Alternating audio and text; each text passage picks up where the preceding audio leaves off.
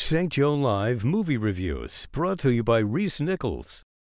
Welcome to the post-summer movie season. Literally kicking off the season is the action comedy American Ultra, starring Adventureland co-stars Jesse Eisenberg and Kristen Stewart. In it, Eisenberg plays a small-town stoner, Mike Howell, who spends most of his time getting high and writing a graphic novel about a superhero monkey.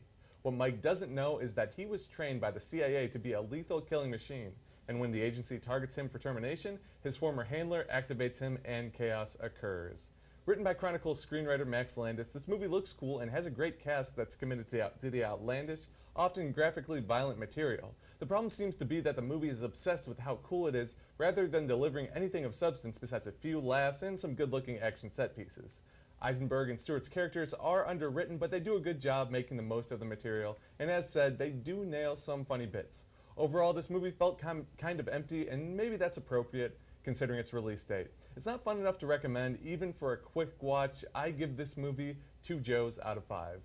Okay, and this week I'm going to review a DVD Blu-ray pick called Far from the Madding Crowd, starring the lovely Carrie Mulligan, who you might recognize from The Great Gatsby. I had hoped to see this when it was released on the big screen in May, but I somehow missed it. This story, written over 140 years ago, is still pretty relevant today. A beautiful young woman finds herself the heir to a small fortune. The men she meets along the way all seem to fall in love with her, but none of them are quite sure how to handle her independent spirit. The movie is breathtaking in its scenery, and the costuming and music is enchanting. While this wasn't a big hit in the theaters, it was a fun movie to curl up on a rainy evening and transport yourself to another time and place. That sounds like a pretty good one. Yeah.